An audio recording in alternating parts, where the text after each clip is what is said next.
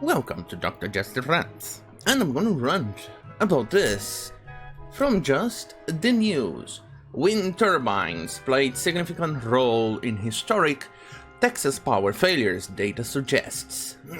Wind energy productions dropped off sharply as cold moved in. Look, it's okay to actually say that the wind turbines wasn't the only contributing factor on the situation of what happened to Texas, obviously, especially because it's a state that it's mostly sunny, desert and dry and a bit tiny little bit hot, and mostly because it's a storm that nobody quite expected to happen. It's a once in a century storm, something like that.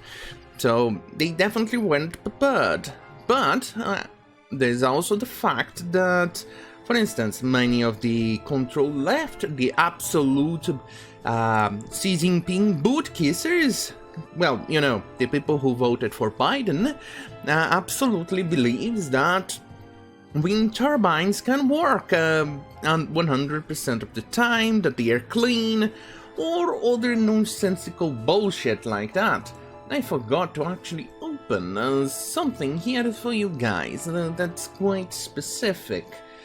But while I'm talking about, I'm gonna do that. Hey, low production values, don't judge me. You come here for that. Anyway, they actually believed that, for instance, a dry weather like in Antarctica is the same thing as very moisty and wet weather that the storm generated in Texas. That's not literally quite the case, because what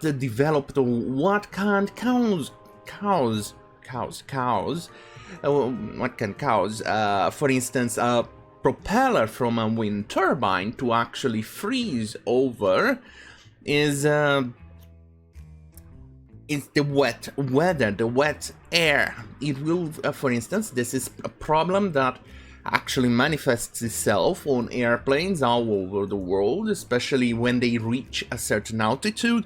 Anywhere on the planet, the temperature will drop to below freezing point on whatever measuring system you like to use. For instance, Fahrenheit or Celsius, it doesn't matter. The airplanes need to actually turn on their heaters for their engines, their wings, or the pitot tube, you know, the sensors, or the engines as in turbojet engines, turbofan engines, or even propeller heaters. So the ice doesn't accumulate on these regions and affect the flight characteristics and causing a crash. There have been multiple crashes throughout the world, including most notably on the ATR 4272 versions of the airplane, in which the pumps, in fact this one is a bit different from the jet engines. The jet engines uses heat or heaters. Meanwhile, turboprop planes use boat systems, as in it's a bit of rubber on the leading edge of the wings, and that rubber keeps kicking like this and pushing the ice, whatever ice it forms, and kicks out of the wing. And there have been multiple crashes of planes because of that. So it is completely acceptable to understand. And it's understandable that Texas wasn't prepared for a weather like this. But the control left, the Xi Jinping boot kisses, the poo.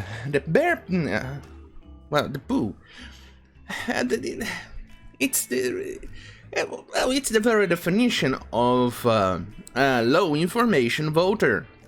But even then, well, they actually claimed, for instance, that it's the savior of the world and it's going to be clean energy, renewable and lower prices.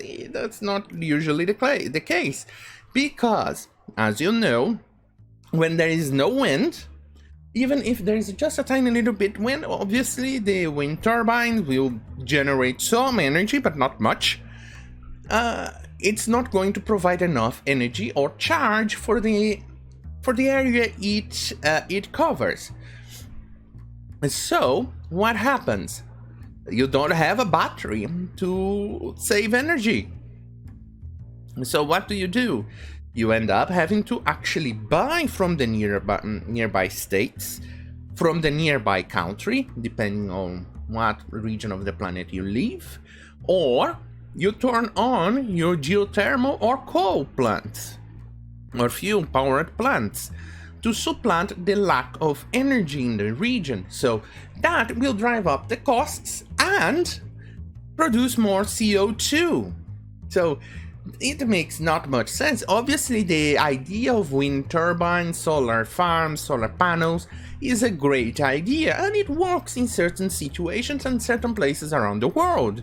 But it's not something that it's clean 100% or renewable 100% or reliable. You cannot trust it. The technology, it just isn't quite there yet. And it's an absolute disappointment to actually have people think that this is going to save mankind. It will not. The current solution that we currently have for the current technology, for the current year, is nuclear. Not even hydroelectric plants can actually supplant. What happens if you have a drought period for a very long time, for instance 1 to 2 years, a very heavy drought? You're going to have not only supply problems to the city in regards to water, you're also going to have rolling brownouts or blackouts, like what happened in California. It's definitely a problem. And not only that, those renewables, which is even nuclear is classified as renewable, but I'm just referring to hydroelectric, solar and wind turbines. It means that they will have to cover very, very, very large spaces or regions. They need to be massive. They need to, for instance, destroy the entire environment on their region for it to be operated. For instance, for solar panels, you cannot even have a single tree nearby. And for wind turbines, you actually end up in some situations causing problems with birds colliding on the propellers.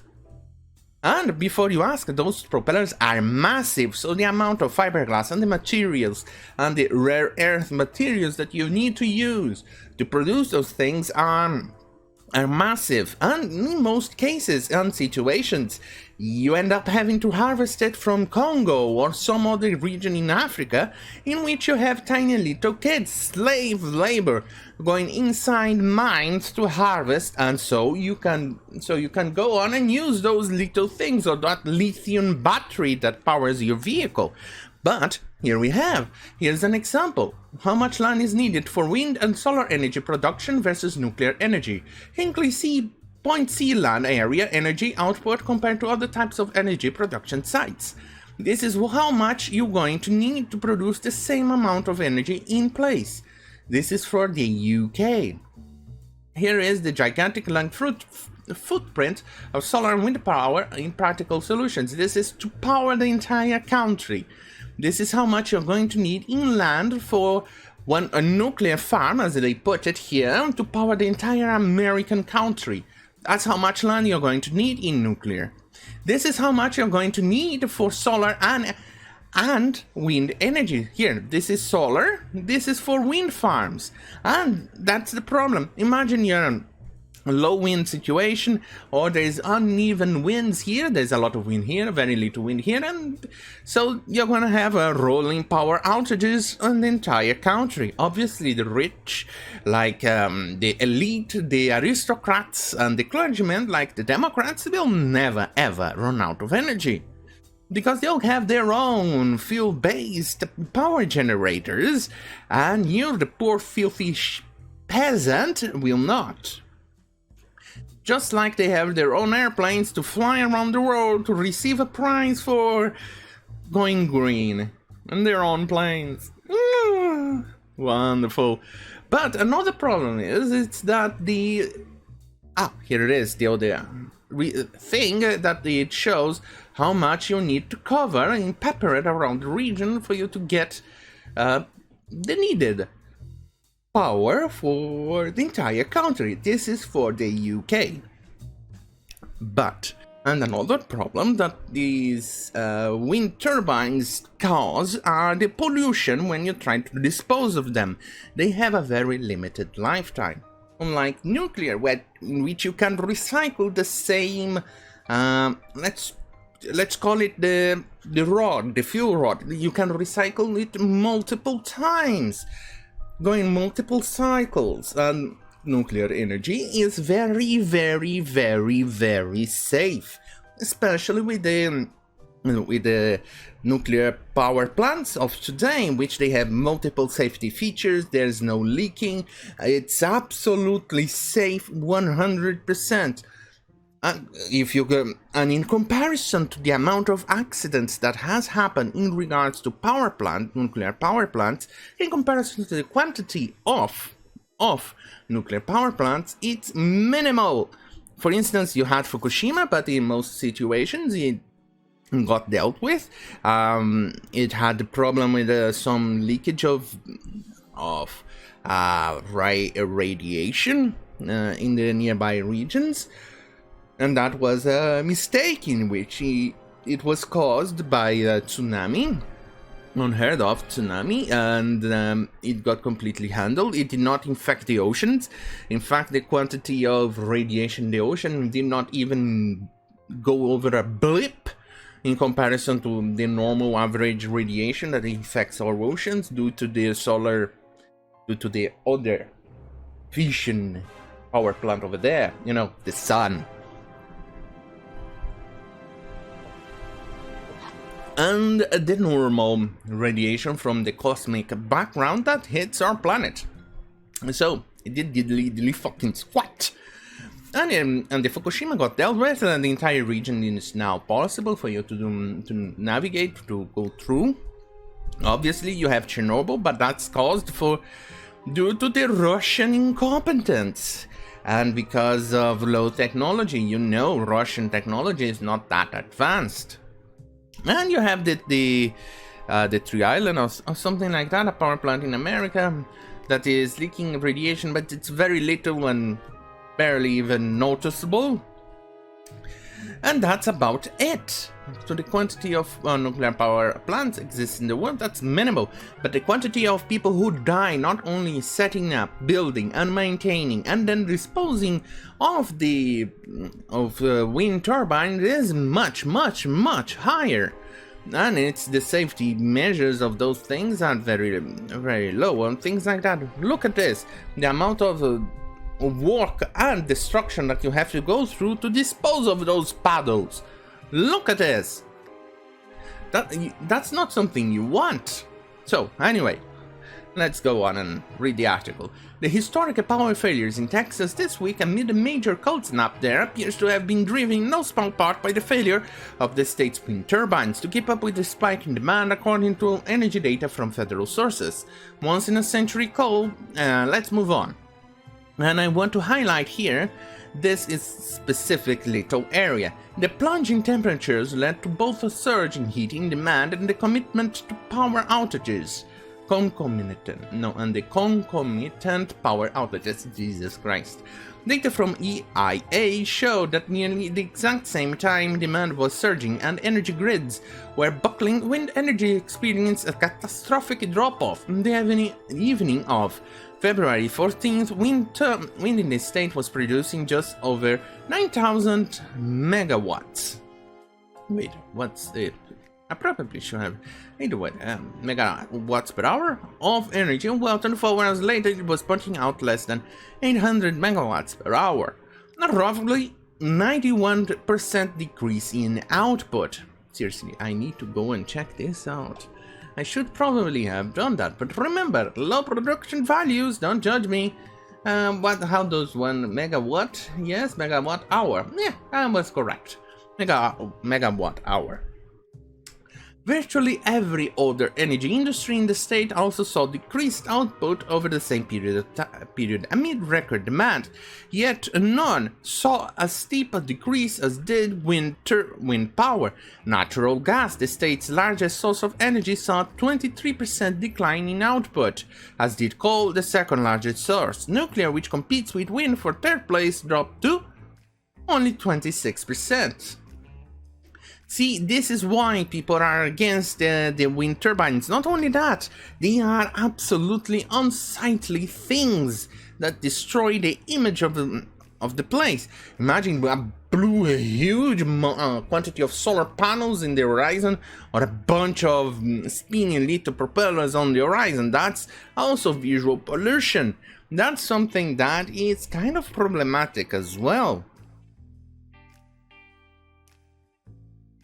That's it's an example of things that happens. Let's just finish this paragraph or this section of the article and move on.